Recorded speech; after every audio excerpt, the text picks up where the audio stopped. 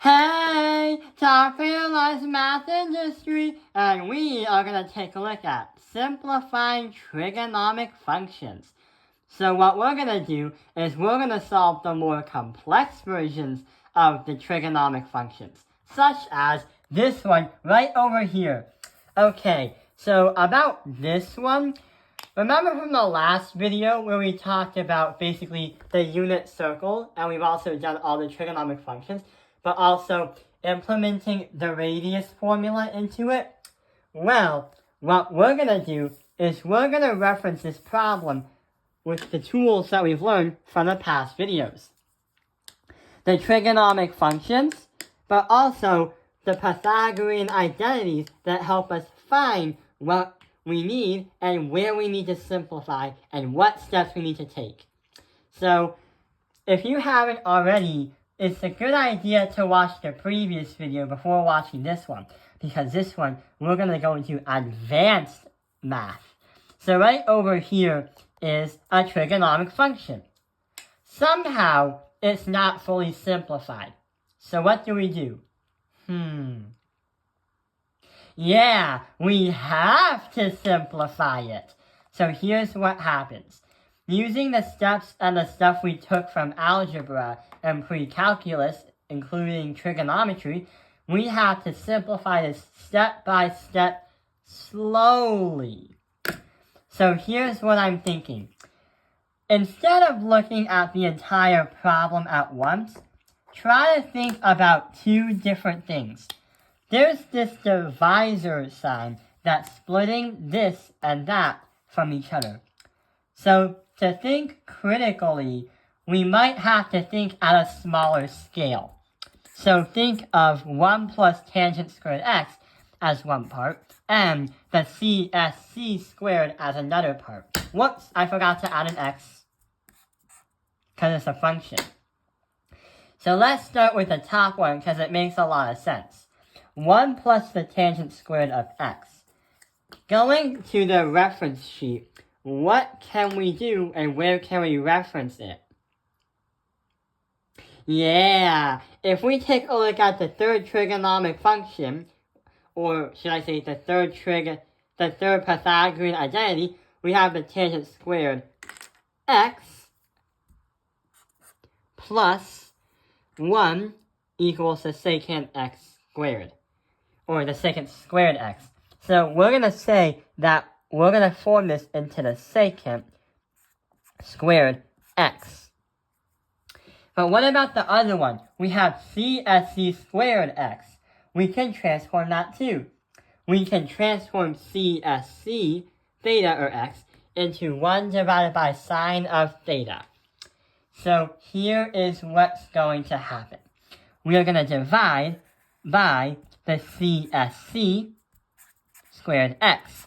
So right over here, we're going to say the secant squared, because that was the top, and the bottom one is going to be the CSC squared x. It's a good idea to rewrite things over and over so you don't lose track. But you can simplify the secant squared x and the CSC x. So we have 1 divided by the cosine theta, and then we have to divide it by a gigantic 1 divided by sine theta. So we have to then multiply to get rid of the complex fraction, the sine of theta divided by 1, and multiply this by the sine of theta divided by 1. This two will cross out and equal 1. But now we get the sine of theta divided by the cosine of theta. The crazy thing is, theta and x in this case scenario are the same things. A lot of the times, many people use theta, and other times, many people use x. But if they are basically the same thing, then technically they're the same kind of math, and technically you'll get the same answer. So we have the sine theta and the cosine theta. What can we do? Well, going back to the reference sheet, we need to understand the sine divided by the cosine is not the cotangent. It's the opposite of the cotangent. Y divided by x. So our final answer right here is going to be the tangent of x. And that's our final answer. To understand what just happened, we could have just tried to think very, very hard and trying to understand what puzzle pieces to jiggle and juggle. But what we have to do, and what the best idea that I think we should do, is take a look at each part. When you simplify one part of the problem to the fullest, and simplify another part and another step to the fullest, then you have to mix those two parts together and try to simplify even more parts, but still thinking one set of numbers as a single part. So yeah, that is an example video, or that is an example problem where we try to simplify a complex trigonometric function, but we try to perceive it and take a look at it through a small perspective lens by looking everything one part at a time, slowly. Let's take a look at one more problem. So right over here, 1 plus the tangent of x and 1 plus the cotangent of x. What can we do? Well, let's take a look at one part, one at a time. 1 plus the tangent of x is going to bring you to, let's say, 1 plus, the tangent is going to be the sine divided by the cosine. So that is one part. And then you have 1 plus the cotangent of x. And the cotangent is going to be the opposite. So we have 1 plus the cotangent is going to be cos theta divided by sine of theta. You might rush and think, oh, why can't I just do the cosines and divide them too? Well, it's kind of hard to do because algebraically, it is a risk because you don't know if you're breaking a math rule or not. But there's another thing. If you take a look at the 1 plus this and the 1 plus that number 1 and that number 1 are also parts too. Here's what happens.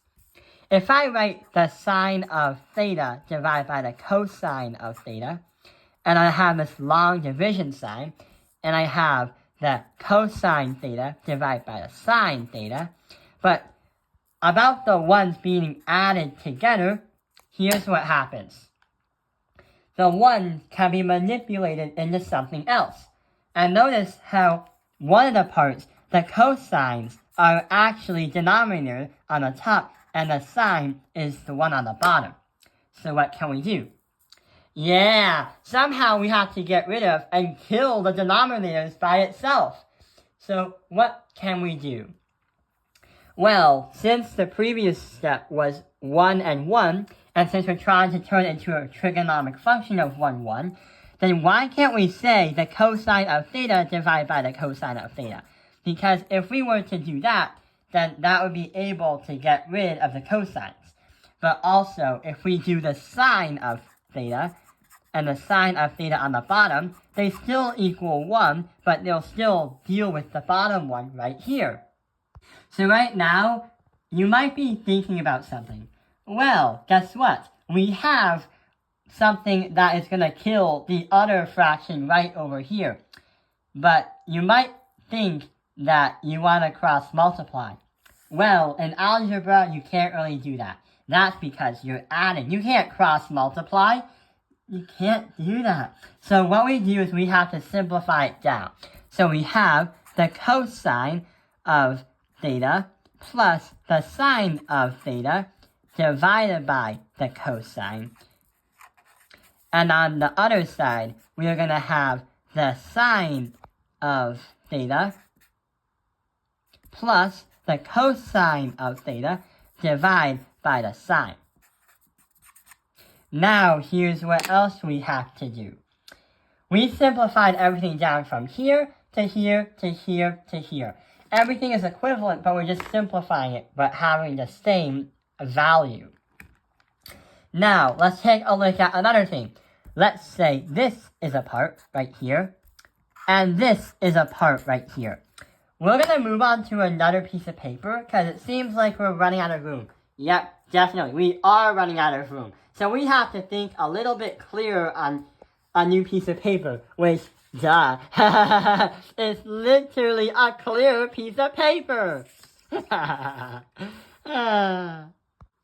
So right over here, I put the problem right here. So remember how we have to look at this as a part and that as a part? Well, here's what I'm thinking. The cosine theta plus the sine theta are together, but they're all being divided by the cosine theta on the top part.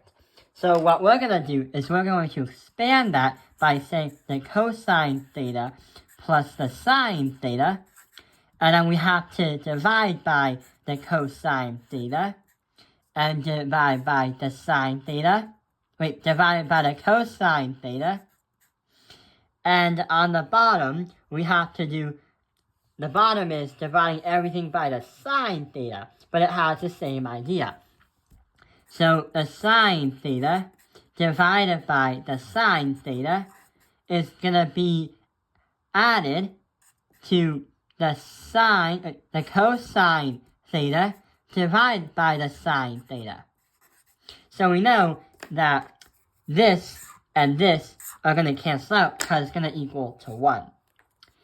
So here's what happened next. We have the sine theta divided by the cosine theta.